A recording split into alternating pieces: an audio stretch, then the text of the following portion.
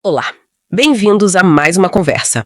Hoje o tema, olha, mexe com muita gente. Milagres. Um tema fascinante, sem dúvida. Pois é, a gente tem aqui uns trechos de uma discussão filosófica, sabe? E a nossa ideia é mergulhar nisso, explorar as definições, os perrengues filosóficos, as visões diferentes que esse material traz. Isso. É interessante como a palavra milagre aparece no dia a dia, né? Total. Uma tempestade de neve inesperada, um remédio que funciona super bem, a gente fala, foi um milagre. Exato. Mas o foco aqui no material que a gente recebeu é mais filosófico, religioso mesmo. Entendi. Então, bora desempacotar isso. Vamos lá. E o texto já começa assim jogando duas perguntas bem centrais na mesa. A primeira é, o que é afinal um milagre? Precisa ser tipo uma quebra das leis da natureza? E a segunda, será que a gente pode ter boas razões para acreditar que eles aconteceram? Aí já entra a questão do conhecimento, do testemunho, né? A gente pode confiar no que os outros contam sobre isso? Faz todo sentido. E começando pela palavra mesmo, o milagre vem do latim mirare, que é maravilhar-se, né? Isso, a raiz é essa. A ideia básica é de um evento extraordinário que causa espanto, admiração. Mas imagino que na filosofia a coisa fica mais detalhada. Com certeza. O texto menciona umas visões clássicas. Santo Agostinho, por exemplo, ele dizia algo interessante, que milagres não seriam contra a natureza em si, mas sim contra o nosso conhecimento, que é limitado, entende? Ah, tipo, a natureza teria potenciais que a gente desconhece. Exatamente, seriam potencialidades escondidas se revelando. Já São Tomás de Aquino, ele via o milagre como algo que vai além da ordem que a gente normalmente observa na natureza, mas ainda dentro da capacidade da criação responder à vontade divina. Ok, visões mais antigas. E o texto fala de Hume, né? David Hume. Esse nome sempre aparece. Sempre. E a definição dele marcou muito. Para Hume, o milagre seria uma violação da lei natural. Mas não só isso, teria que ser causado por uma vontade particular da divindade, ou algum agente invisível. Ah, então 2 critérios. Quebrar a lei natural e ter uma causa divina específica. Isso. Precisa dos dois, segundo Hume. Só que essa definição, essa ideia de violação, ela não é consenso, não.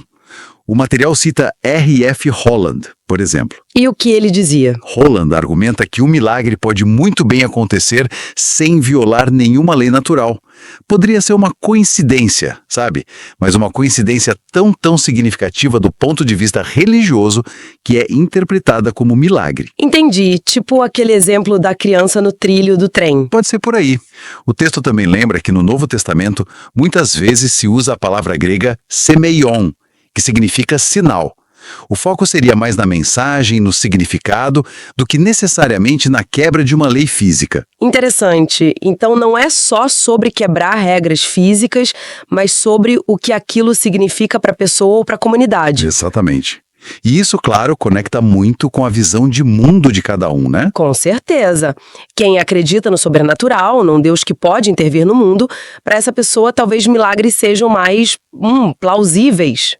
Esperados até. Por outro lado, quem tem uma visão mais naturalista, que acha que tudo se explica pelas leis naturais e métodos empíricos, aí a aceitação de um milagre fica bem mais complicada. Faz sentido. E o texto aponta algo fascinante sobre o uso histórico disso. A apologética. Tentaram usar milagres como prova, sabe? Evidência para defender a existência de Deus. Como argumento para convencer os outros. Isso. Só que aí tem um paradoxo, né? Para convencer um cético usando um milagre como prova, você meio que teria que definir esse milagre como uma violação observável dentro de um quadro naturalista, sem já pressupor o sobrenaturalismo que você quer provar. É um nó difícil. Nossa, complicado mesmo. E falando em provar, a questão do testemunho é chave, né? Como acreditar nos relatos? Fundamental. A gente sabe que relatos, podem ser problemáticos. Viés, memória falha, exagero, interpretação. O texto até cita o apóstolo Paulo falando das 500 testemunhas da ressurreição, né? Cita. Mas é um testemunho de segunda mão, né? Paulo ouviu falar. E mesmo que fossem 500 pessoas, como garantir que não foi um erro, ou uma interpretação compartilhada, um entusiasmo coletivo? É complexo. E é aí que entra o famoso argumento de Hume de novo, aquele do balanço. Exatamente. o argumento do balanço de probabilidades. É o ponto mais forte dele contra a crença em milagres baseada em testemunho. E como funciona, basicamente? Bom, simplificando bastante, Hume diz que a nossa crença numa lei natural, tipo que humanos não andam sobre a água, se baseia numa experiência imensa, constante, sem exceções. É uma evidência gigantesca. Certo. Qualquer testemunho de um milagre que, por definição, viola essa lei estabelecida, entra em conflito direto com essa montanha de evidência contrária. Ah! Então, para Hume, é sempre mais provável que o testemunho esteja errado, seja por engano, mentira, ilusão, o que for, do que uma lei fundamental da natureza, confirmada zilhões de vezes, tenha sido quebrada numa ocasião específica. Entendi. A falsidade do relato seria menos milagrosa, estatisticamente, do que o próprio milagre. Exatamente essa a lógica dele. Puxa! Mas então, para Hume, seria impossível acreditar em qualquer relato de milagre? Zero chance. Olha, ele deixa uma porta teórica entreaberta. Ele diz que um testemunho poderia, em tese, estabelecer um evento extraordinário, mas só se a falsidade desse testemunho fosse ainda mais milagrosa, mais inacreditável do que o próprio evento. Tipo como? Ele dá um exemplo hipotético, bem exagerado. Imagine que o Sol escurecesse por 8 dias seguidos e houvesse um testemunho universal sobre isso. Aí, talvez, a falsidade desse testemunho global fosse mais difícil de acreditar do que o evento em si. Entendi. Uma situação extrema mesmo. Sim, mas o próprio Hume achava que os relatos de milagres religiosos comuns, históricos, eles nem chegavam perto desse nível de evidência. Ele via muitos fatores humanos ali. Entusiasmo, tendência a acreditar no maravilhoso, viés de grupo. Entendi. Além dessa questão da prova pelo testemunho, o texto fala de... Dificuldades conceituais, lógicas. Sim, outro ponto importante. É o chamado paradoxo lógico, levantado por gente como Huxley, Flu. A ideia é, se uma lei natural é definida como algo universal, sem exceções, como ela pode ter uma exceção, uma violação? Se ocorre uma contra-instância, o milagre, isso não significa que a lei original estava errada ou incompleta. A exceção nesse sentido negaria a regra. Faz sentido o questionamento. E como os que defendem milagres respondem a isso? O texto aponta alguma saída?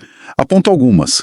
Uma linha de resposta mencionada por filósofos como Smart e Swinburne é dizer que a violação milagrosa seria uma contra-instância não repetível. Como assim não repetível? Seria um evento único, excepcional, causado por Deus, que quebra a regra pontualmente, mas não invalida a lei para os casos normais, onde só causas naturais estão agindo. A lei continua valendo no geral. Ok. E a outra resposta? A outra é dizer que os milagres estão, na verdade, fora do escopo das leis naturais. As leis descreveriam apenas o que acontece por causas naturais. O milagre, tendo uma causa sobrenatural, simplesmente não seria coberto por essas leis. Elas não se aplicariam a ele. Entendi. A lei descreve o sistema natural, o milagre vem de fora. Exato. Mas aí, isso leva a outro problema também apontado por Fleu, que é o problema da identificação. Identificação. Mesmo que a gente aceite que milagres são possíveis, como a gente conseguiria identificar um na prática? Como ter certeza? Como saber se um evento estranho foi causado por uma lei natural que a gente ainda não descobriu, ou foi uma intervenção sobrenatural, que por definição a gente não observa diretamente, ou, foi só um evento totalmente aleatório, espontâneo ou sem causa específica. Nossa, é verdade. Empiricamente, parece quase impossível distinguir essas coisas. Exato. Fica muito difícil cravar isso foi um milagre, com base apenas na observação do evento em si. E diante dessas dificuldades todas de definição, prova, identificação, o texto traz alternativas, outras formas de ver o milagre? Traz sim. Lembra do R.F. Holland que a gente falou, da coincidência significativa? Lembro, aquele exemplo da criança salva no trilho. Isso. Nesse tipo de visão, o milagre não está na quebra da lei física. O maquinista desmaiar pode ter causa natural, mas no timing perfeito, na coincidência que salva uma vida e que é interpretada religiosamente. O milagre estaria no significado que a pessoa atribui àquilo, né? O texto conecta isso com a ideia de experiencing as, do John Hick, de experienciar um evento como um ato divino. Entendi. O foco muda da causa física para a interpretação e o significado. Gesto de Deus. Um gesto. Como assim? Pensa numa imagem que ele usa, tipo árvores se curvando de um jeito muito peculiar no momento específico. O significado daquilo como um gesto divino não viria de uma análise científica das árvores, mas emergiria dentro de um contexto cultural, religioso específico, o que ele chamava de forma de vida. Ah, então o reconhecimento do milagre dependeria de estar imerso naquela cultura, naquela fé? Exatamente. Não seria algo inferido logicamente, tipo, evento X ocorreu, logo é milagre. Seria um reconhecimento mais imediato, intuitivo, mas que só faz sentido para quem participa daquela forma de vida, daquela linguagem religiosa. Uau! Isso muda bastante a perspectiva. Então, depois dessa exploração toda, caramba, a questão do milagre é bem mais cheia de camadas do que parece, né? Muito mais. Tem essa tensão na definição, é violação da lei ou é um sinal, um gesto? Tem o peso da visão de mundo de cada um, se é naturalista ou sobrenaturalista, e esses desafios enormes de provar, de ter certeza, até de identificar um. O que a gente tira disso tudo? Olha, fica uma provocação final interessante que o próprio material meio que sugere, né? Se é tão difícil identificar objetivamente um milagre, e se a interpretação dele depende tanto da visão de mundo, da forma de vida, como diria Wittgenstein, será que a própria tentativa de provar um milagre usando critérios científicos, naturalistas, não está assim perdendo o ponto principal? Como assim? Especialmente se a gente pensar no milagre mais como esse gesto, esse sinal, cujo significado só se revela dentro de um contexto de fé. Será que exigir uma prova empírica, uma demonstração que convença ao cético nesses termos, não é pedir para o fenômeno algo que ele não se propõe a ser? Talvez essa busca pela prova objetiva, que uma parte da discussão exige, acabe ignorando a própria natureza do que se está tentando analisar. Nossa, é verdade. Fica aí uma boa questão para a gente continuar pensando, né? Exatamente. Fica para pensar. Gente, encontro vocês em outro podcast. Não esqueçam de se inscrever no nosso canal.